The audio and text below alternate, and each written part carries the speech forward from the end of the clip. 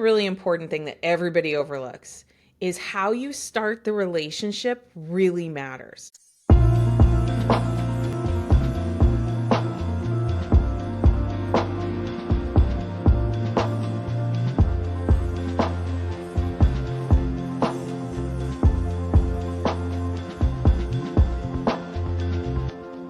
Hello and welcome to the Coaches Plaza. My name is Amanda Kaufman, and this week we are doing a training all about one of the secrets to building more predictability, more engagement, more awesomeness in your coaching business. So if you can see me and hear me, let me know. Say hello in the chat. If you are new here, shout out new. If you are an old friend, shout out friend, so I can say hello and good morning.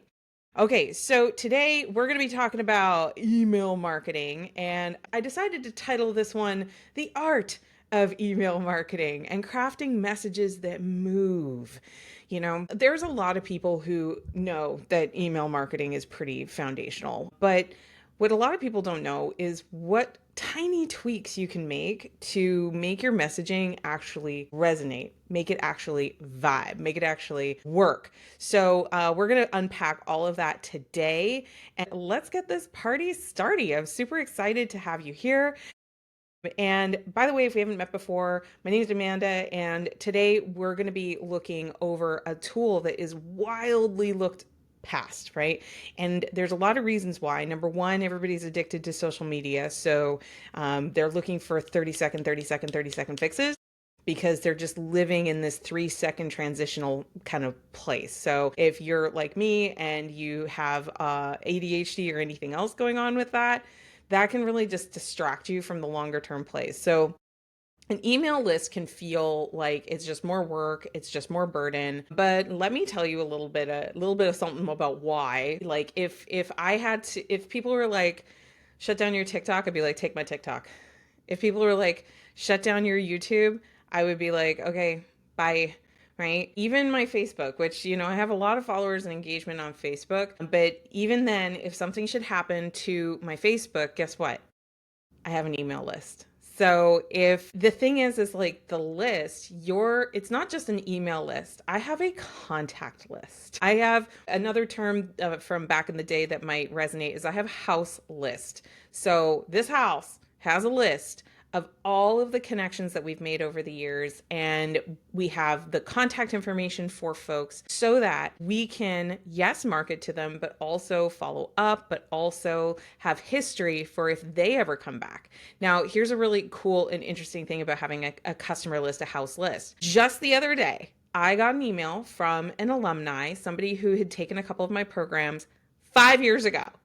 5 years ago. Now, this individual had decided to take a break from coaching, which is fine, right? And so then she emails me 5 years later. You have to understand that I've worked with hundreds of people after her in a client capacity. Like lots of movement has happened in the last 5 years for me, but for her, she's reactivating and she's re-engaging. So she sends me an email saying, hey, how do I access my stuff?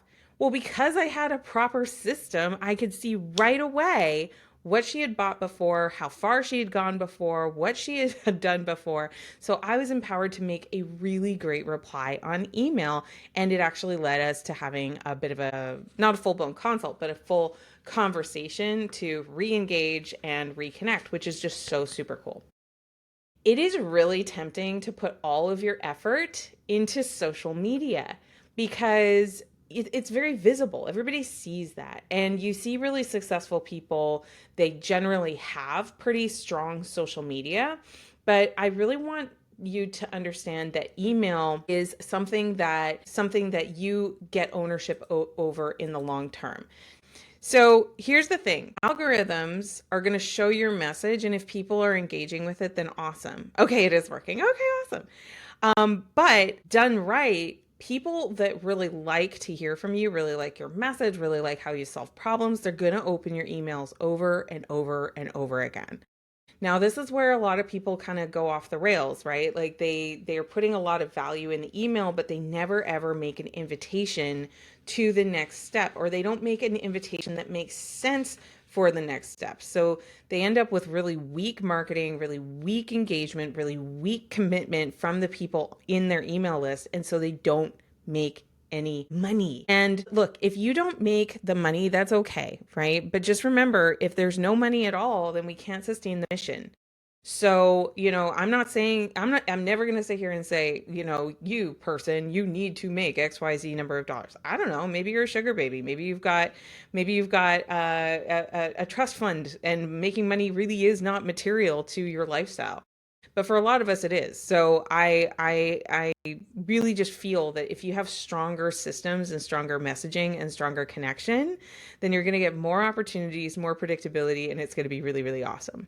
So I'm going to share with you 3 types of emails that I send and that have had high conversion. I'm also going to walk you through some of the do's and don'ts of email marketing that people who are like, how hard can it be? You're probably making this mistake. And so I'm going to walk through some of those mistakes and some of the oversights. And by the end of this training, you're going to know exactly how to master using email really effectively. And you know what? This particular topic, I'm probably never going to do another email topic again, or at least not for the foreseeable future, because I can see that the engagement from the audience is super, super low on this topic. So if you are here, this is for you. Okay. And so definitely pay attention, because I have to sustain my message as well. And if I see that people are like not interested in email, I'm not going to talk about it. So, okay. That being said, you are here. Let's go. Let's do this thing. So, the first thing is you want to audit your inbox strategy. How are you showing up in people's inboxes? So, inbox in this context means probably their Gmail account. It might also, like, some of the things I'm going to talk about translate over into messenger inboxes and SMS and text messaging inboxes, but we're pretty focused on email today. So, here is why a lot of people don't do it. Number one, they think writing an email is hard. You don't have an email list right now. Malay, we need to talk about this. Oh my gosh. You know what? Yeah, we need to talk about this. A lot of people just don't even have a system for capturing their contacts. And can I just ask you, like, is it cool if I just ask you, like, do you have a system? Do you have like a CRM? Are you using, like, we use Plaza Plus, which is our white label of Go High Level. It could be MailChimp, it could be Kajabi, it could be ActiveCampaign, it could be ClickFunnels. It really doesn't. Yeah, Lynn, you're one of our Plaza Plus customers. Yeah. So the first thing is you got to have a list, right? Like, before we start talking the bells and the whistles of the 3 different kinds of emails, you must have a list. Now, something I've been flirting with, you guys, is doing more kind of workshops, demo-y workshops that are kind of challenge based, so that you're doing some of the content creation and you get that feedback loop in the container of the workshop. So if that would be super exciting to you, just let me know. Shout out workshop. Okay.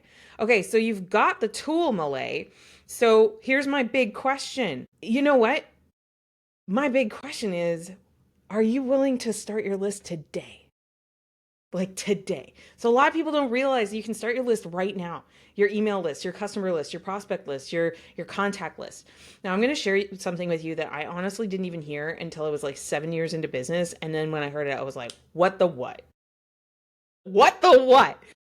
And that is, instead of looking at your marketing as like this separate thing and your email list as this separate thing, what if your tool, your dash, was every contact, right? So what if I was in there?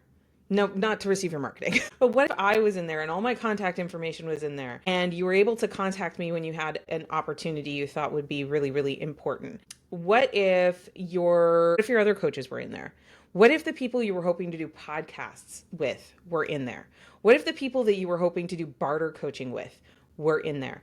Now, when it comes to your customer list, what's really important is you can segment the list. So typically in a system, that means you're adding a tag so you can tell the difference between people who are interested in being somebody who sells to you. You can have a tag that is people who are interested in possibly becoming a customer. So you can use something called tagging to make sure you're not just blasting everybody willy-nilly with email, right? Yeah. So here's how. I'm going to give you straight how. I love that you're here. And this is a small and amazing, mighty audience to talk about email, because I am serious. You are getting coaching this serious gold. So I want you to open your contacts, and I want you to open your Gmail, and I want you to contact the person, and I want you to ask them, would it be okay if I followed up with you for whatever reason it is? So if you've got somebody in your contacts that you're like, you want to do an interview, just a research interview, ask them if it's okay. And if they say it's okay, then just add their contact list into your system, not to market to, but to invite them directly to the purpose of sending them an invitation to do an interview. Same thing with podcasting. Same thing with people who are hoping to sell to you. I do a thing now on my website, and you can check it out at www.thecoachesplaza.com. Is at the top in the menu, there's an opportunity for suppliers. So when somebody wants to sell to me, I always say, great, come join my preferred supplier list. And all it's doing is adding the contact to my business contacts in my system so that I can contact them when I'm looking for somebody. And oh, by the way, I'm going to have a major competitive bid process when I open up for doing YouTube SEO optimization, because I get that request all the time from people like, I want to fix your YouTube. I want to fix your YouTube. When I'm ready to do that, instead of just like going to Fiverr or going to, hitting up a friend or something, I can literally send an email to everyone who said that they wanted to be a supplier and that their specialty was YouTube, and I can send them all an email. And here's the thing, they're already filtered for being serious enough about their business to apply to work with me. So there you go, right? It's pretty cool. Add contacts, add actual contacts. You know people right now today, and I don't care if your list is 3 people. What's really important is you start building the habit of adding names and emails and phone numbers to your business contact list, because if you don't build business contacts, how are you going to build a business, right? Let's not overcomplicate it. Now, there's other things you can do. Like, for example, you've probably been taught that you can create a lead magnet. Who's heard that they can do a lead magnet? So the way a lead magnet works is that you have something really valuable that you're going to put out there. And in order to get it, then they are going to give you their contact information. And then you use that contact information to give them more value. And here's the really important thing that everybody overlooks is how you start the relationship really matters. So I used to just follow this lead magnet advice, and I would just be like, lead magnet, lead magnet, lead magnet, lead magnet. And that works because people love free stuff. Like, they're going to collect free stuff. But how you start that relationship is really important, because if people don't understand and realize that you sell stuff, that you have solutions that are beyond a PDF or beyond a spreadsheet, then they're going to continue to assume that you're just free. Right? You're just freewheeling Dylan. And I want you to like genuinely build real relationships. Now, here's the thing. When somebody hands over their contact information to you, only about 1 to 3% of them want to buy right now. That doesn't mean you don't invite them right now. You invite right away, because that 1 to 3%, they are in pain. They want help. They want help right now. And between 40 and 60% of the people that are going to give you their contact information are going to buy someday. Maybe not today, right? Or maybe they like the book that you are selling, but they don't like full-blown high ticket coaching program that you're selling just yet. Because like, how many of us, tell me in the chat, do you think about your purchasing decisions? Shout out, I do, if you're thinking about it. And so email marketing is a really powerful tool for helping give more information to people who are thinking about it. Don't be disappointed, because there's like 40% or so that they're going to give you their email and whatnot, and they're going to leave. They're going to unsubscribe. They're going to disengage. They're going to give you a bum email address. They're going to do like all the shenanigery, right? And that's okay. That does not make you a failure. Okay. That means they walked into your shop, your digital online store shop. They took a look around. They said, not for me. And they left. Who's done that before? If you've ever walked into a store, took a look around, decided it wasn't exactly your style, your taste, something that you really wanted, and you walked out. But it didn't mean you weren't curious, didn't mean that you weren't interested, didn't mean that you weren't gonna, you were never gonna walk back into the store ever again, right? That's rare, isn't it? It's so rare to like walk into a store that you never walk back into. I remember when I very first bought my first iPhone. This is back in 2007. I thought about that purchase and considered that purchase and mulled over that purchase and played with that device many times. Like, I lost count, but let's just call it possibly 100 times, but definitely dozens of times. After dozens of times, I finally felt that I had enough information that I could pay more for the iPhone than for what the competition was at the time. This is back in BlackBerry days, okay? So I was like, do I do it? It's so expensive compared to the BlackBerry. And so, but I did it. And I've, by the way, been a loyal iPhone user ever since. They have gotten so much money out of me. But the thing is I thought about it, right? And that's one of the things that I'm really proud of is like, I never bully somebody into buying from me. I don't have to. I don't have to. But what I did realize is I'm probably going to have to give you more information, right? More information. And so let's go through those three different kinds of emails that kind of help give more information to inform a commitment decision. I'm not even saying a buying decision. You notice that? I'm saying a commitment decision because look, I don't want to be jamming up everybody's inboxes either with fluff and garbage and junk mail, right? But like nobody wants to do that.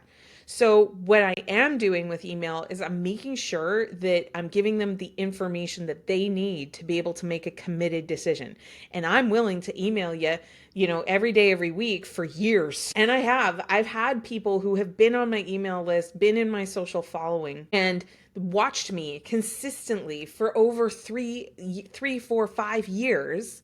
And then finally, the stars aligned enough. They got enough information. And sometimes it's information from me, but oftentimes it's information from outside and from the rest of the world that they were like, yes, I choose you, Pikachu. And the one story I'm thinking of right now, she chose me. She turned around, she made like over $200,000 that year because she finally got the coaching, the engagement, the accountability that she needed to be able to make the moves that she needed to make. I'm just saying, like, the number one thing that coaches need to do a lot better, in my opinion, is invest in the relationship with their future clients, right? Stop expecting one email, one PDF, one video, one post on social media to be enough for you to get any kind of a real response.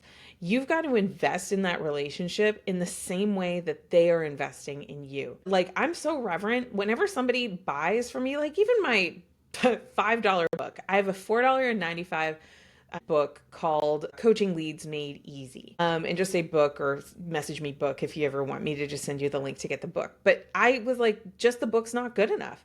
I need the book. I need templates. I need tools. I need to give you some more systems. I was just like, my God. So when you get the book, you're getting like $500 worth of stuff. No joke. You're getting like $500 worth of stuff and you're paying $4.95. And that is very much on purpose. Like people get all uppity about, "Ooh, you're just trying to make money." I'm like, "Yeah, obviously, obviously, obviously." Because I know how much it costs me to be able to get the wisdom and the insights that go into this $4.95 download. It is a tiny percentage of a fraction to be able to tell you what I'm telling you in Coaching Leads Made Easy. But I also know that trust comes hard, right? Trust can come hard because how many of us have been duped, right? Boozled, tricked by somebody, especially online, right? We've all had that. So I'm willing to make the investment in building the trust faster. And if I do it, one way is through generosity. So the first type of email is a value email. Okay, so generosity. So it could be dropping a tip, which is nice, but even better is like a tool. So a spreadsheet, an AI prompt, a meditation recording. Just don't make it too long, right? Just make it like this short, snappy, easy to consume thing that starts to alleviate. I almost think of it like you're giving aspirin.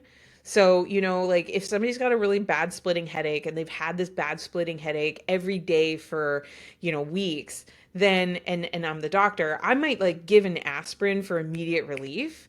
But if they've had this headache going on, there's probably more than just it's a random headache. Like they probably have underlying issues. So the headache is just a symptom and the aspirin can be really good temporary relief. But then I'm, as a doctor, going to engage them in a conversation to find out a little bit more about their activities. I'm going to be diagnosing by taking more measurement from that person. But the thing is that I can't diagnose or help someone who doesn't want my help, right? So if I give the aspirin, I solve a temporary small pain that's on the way to solving the bigger issue. That is like putting a deposit in the trust bucket.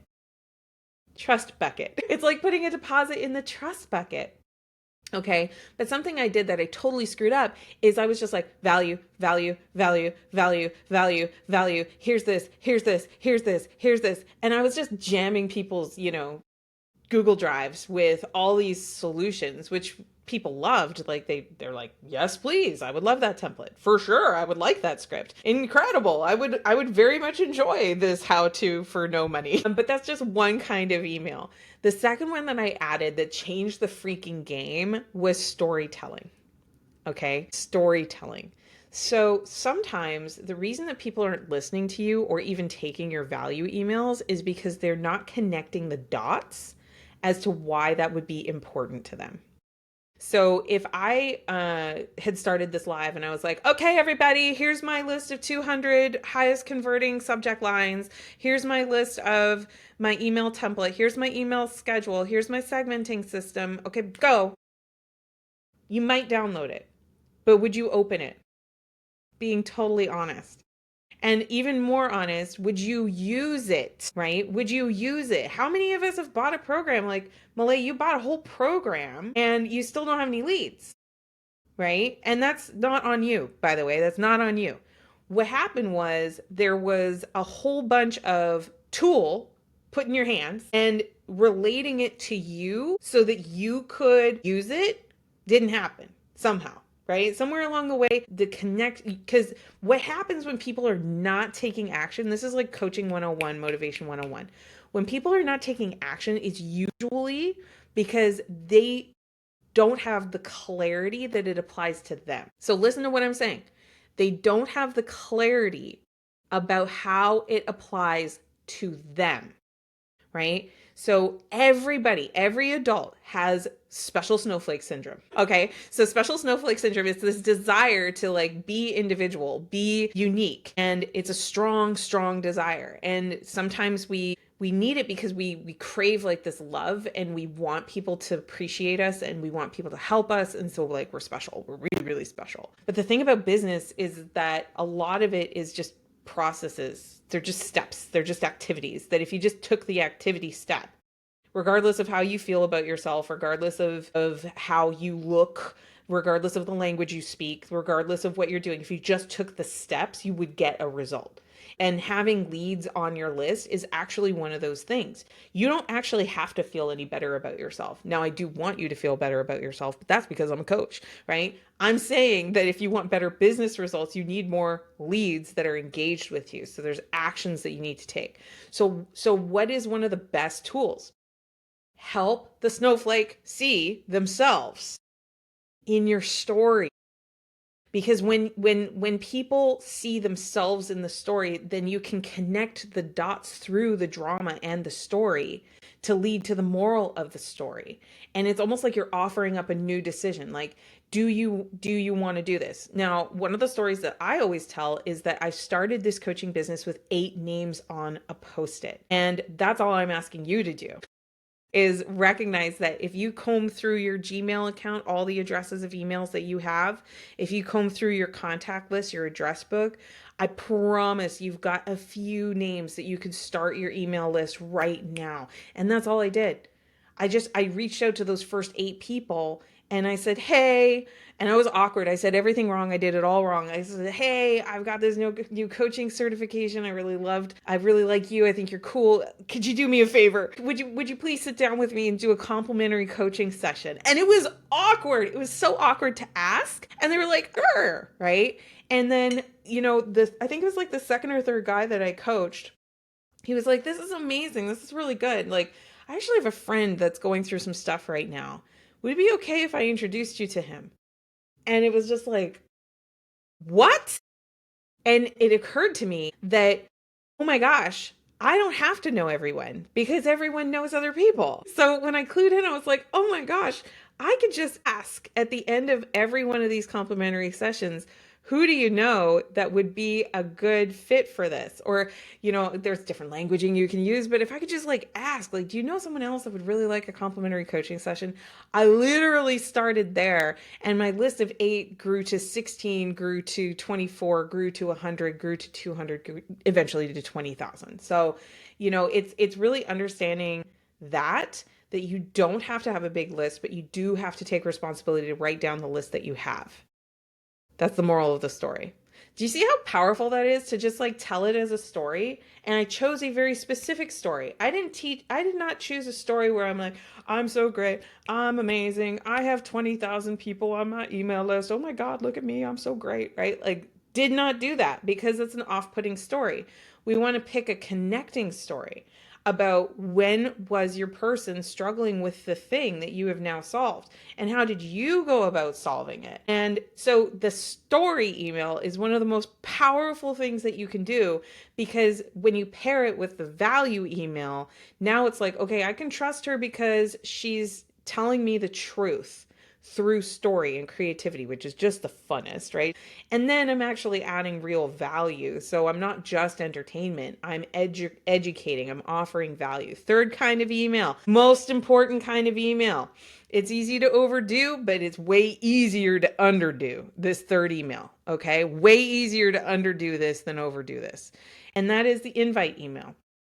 So the invite email is an email that you send that is inviting the person receiving the email to take a next step. And something I screwed up so badly, and I'm so happy to tell you that I did, and that it was awful and it sucked, but it was like, I'm still here to tell you about it, is I would do these invite emails that were asking for really big commitments. Okay. I now understand that the currency of your business is in the connected conversation that you're having with someone. I'm going to say that one again. The currency of your business, your ability to generate cash flow, your ability to have connection, has to do with the connected conversation that drives to commitments. That's it. So you don't need to sell your whole program in email. You don't. I used to have so much pressure to do that. And I lost a lot of people on my list a long time ago because I was like hard selling, and I was just like I was pushing really really hard, and I was like, if I give like all the details and I do all the direct response stuff, then they will love me. When it comes to a direct sale in email, I would say the highest you probably want to go is a maybe a couple $100 as a course, maybe, right? You're probably better off going lower ticket and then doing follow-up, targeted follow-up with the buyers, and see if you can get a conversation. That is the thing that I was just like, again, I learned that one probably 7.5 years into my business. So it's a pretty recent development. But what I realized is that a buyer is a buyer is a buyer. Like, if they care enough to buy, then like again, $1.95 book, right? And this is such a great question from Lynn. She says, what's the ratio? Like, how often do you share a story? How often do you share a value? How often do you share an invitation? I would say you should have a next step invitation in every single email. So, for example, in the value email, the next step is download the free thingy, right? Or the next step is sign up for my live training, or the next step is join my free community. But make it like simple ask, really simple ask on the story email. And then, of course, the value email, if you've got like a spreadsheet they can get, or a list of AI prompts and a Google Doc. I recently did a new white paper that's all about the ultimate coaching blueprint that is going from certified to paid. And so it's a little bit of a longer read, but it's my take. It's like, what does it actually take to build the coaching business? So you want to have the link to download, and like understand that that is a next step. Every time they follow a link, that's a next step. In terms of the hard invite, like the direct invite, you should be doing a direct invite at least once a week, where it's just pretty stripped back, right? And I would, go for, if you have a lower ticket product, test it. And when I say lower ticket, I mean less than $19. Test it. And you might send a few emails. Now, here's where it gets a little bit more artsy fartsy. if you, instead of looking at like weekly, you start double clicking up to your months and your quarters and your years, then something that I teach in the Experts Network is about this idea of promotional cycles. So promotional cycles are where you are doing a series of emails. You've probably heard it called a launch, right? But you don't have to do a full-blown Jeff Walker crazy launch, right? You don't have to do a Stu McLaren style launch. You don't have to do something like crazy big. And I'm telling you that because although those things do work, they work better when you have a lot of volume and a bigger list. If you don't have a lot of volume in a bigger list, then the better thing to do is a kind of a, almost think of it as like a pulse, a rhythm. So for example, I like to fairly regularly do a live webinar. I do one about every 6 weeks, right? And so that gives me an excuse for about a week to talk about the webinar. Now, when I talk about the webinar itself is the value. So the thing that I'm giving is the link to opt into that. Now, the first one is going to be a straight invite, right? Straight invite to value.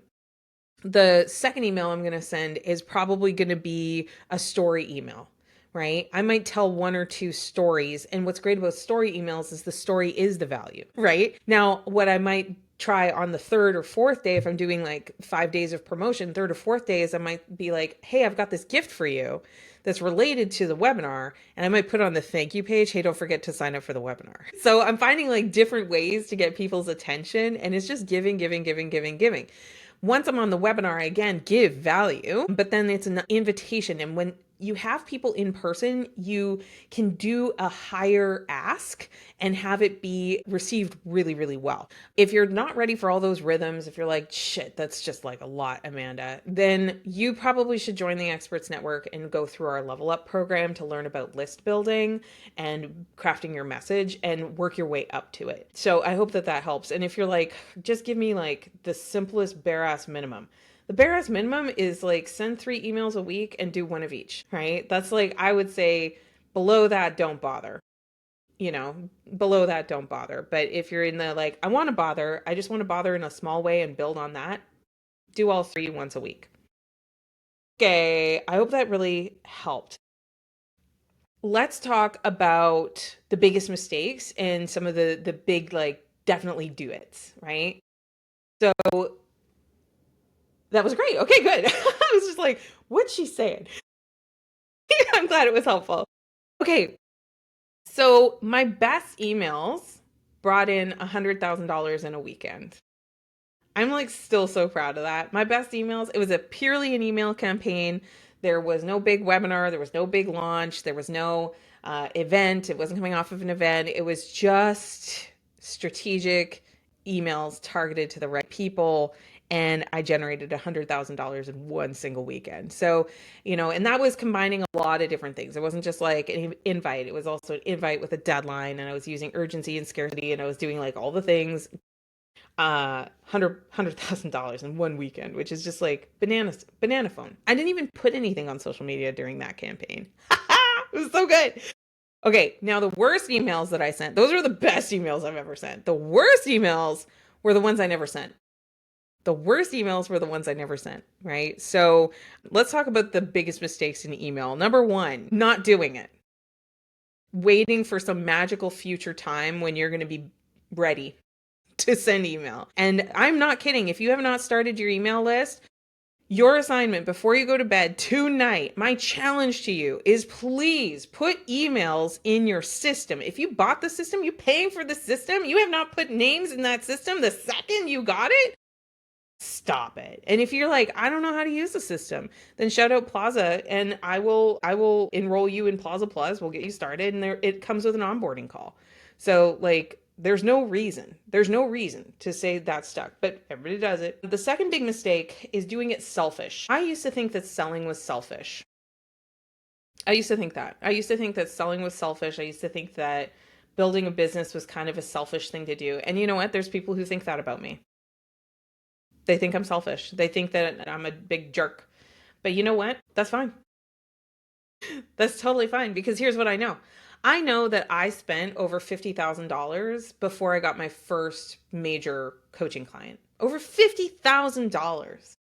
And I also know that I spent hundreds of thousands of dollars to be able to build the skill set and the capability that I now have to be able to generate more predictable income at a profit. That's insane. That's absolutely insane. I get mad when I think about it because I'm like, who, like, the only reason why I was able to do that is because I went into debt and then I had to like recover from a bunch of debt. And I'm like, that is stupid. That is so dumb, right? That's the way that it is that you've got to pay $10,000 to get a certificate from somebody to say that you're good enough. And then you've got to pay like more and more and more. Like, that's nuts. I want you, if you're joining one of my programs for thousands, then boy, oh boy, it better be with eyes wide open. Eyes wide open, right? Like that you're ready to own your stuff, that you're ready to like activate that. And I actually wound down my mastermind in large part because I was like, you know what? I need more people in my audience who have the discretionary income that they can make that investment and feel really great about having done so. So there it is. Okay. So when I say doing it selfish, here's how it actually comes across. They're emails that are all about you. They're emails that are all about your challenges, what's holding you back, but they don't give a solution. They don't even hint at a solution a lot of the time. And I'm on a lot of email addresses and email lists and even emails from like successful entrepreneurs. I've been really looking at successful entrepreneurs lately. And I'm like, their email marketing generally sucks, like to the point where I would say, that they should just stop doing it because I promise they're not measuring anything and they're really casual about it and they're just relying on AI and an assistant to do it, and it just like there's no strategy. There's no connection planned. There's no commitment in there and it sucks. It's very selfish. The other thing is like just not building a habit around it, not building a habit around your relationships, and this is actually like a bigger issue. The principle here is build intention about having good relationships. My best friends, we literally have like our appointment to talk together about what's going on in our world, just friendly conversation on the calendar every week. It's booked. Okay. Actually, same with my family. I call them on a really, really regular cadence, and it may not be on their calendar, but it sure as shit is on mine. Right. So I think just being really casual about it. And then the last big issue is it's just boring. So there's no energy to it. There's no pop. There's no controversy. There's no challenge. There's no funny moments. It's just benign noise, right? Because people are so worried about offending other people or getting canceled or having some sort of a negative impact by showing up in somebody's inbox. I'm going to tell you right now how to solve that. Have an unsubscribe at the bottom of every email. Okay, now it's not going to catch everyone. You're still going to get the odd person who doesn't know how that sort of thing works, and they're going to reply angrily about how you're emailing them, right? And they forgot that they opted in. They have bad email management hygiene. Whenever that happens, here's how I handle it. I send a kind email and I say, hey, so sorry to hear that you don't want to hear from us anymore. I've gone ahead and removed you from the list. Now, a little extra that I do is I tag that person so that if they accidentally wander back in, they don't get emails from me ever again. As long as it's the same email address. Now, I've had some people that just like insist on changing their emails. It's the same person and they have the same problem, but that is a them problem. That's not a system problem because the vast majority of people, like, they will just unsubscribe quietly. They'll quietly slip off into the darkness, or they'll just stop opening your emails altogether, and then you can stop emailing people that have not opened something for a long time. Okay. So those are kind of the big mistakes, but like we got to talk about how to win too. So let's talk about how to win. The first thing is just keep your message really plain. I notice a lot of coaches, we're big readers. We really enjoy journaling. We are very verbose. So just keep the message plain and simple. And the way that I do this is I write the long one that has all the long details and I just delete, delete, delete, delete, delete. I cut like so much of what I was going to say to make sure that it's very impactful, it's friendly, it's helpful, and it's like I don't dress it up either. I don't have banners. I don't have signatures with my picture in it. I don't have a bunch of links to social media. Look, if they're on my email list, they probably are already on my social media anyway. So I don't need to like load up my email with a whole bunch of superfluous stuff and background colors and whiz bang pop. Tell short, relevant stories that lead to the moral and an invitation. Do other marketing moves. So this is a marketing move. Every single week I go live. I'm on this video is going to get edited into a YouTube. It's going to become shorts, it's going to become reels. We've got the transcript that we can use for content production. So just have those other marketing moves. And we teach this, by the way, in the Experts Network inside our program.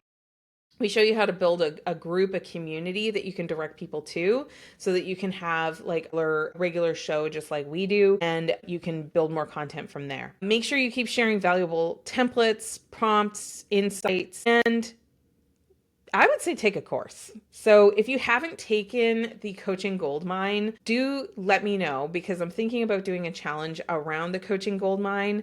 And I got tremendous feedback from our beta when we did this. Basically, what I have in mind, I haven't decided if I want to do it yet, but you tell me if this is a good idea. So the first thing is you enroll in the program, and I'm actually building in 3 coaching calls over a 6-week period. And you also get access to a group that I call the Messenger Pod, or the Message Mastery Pod.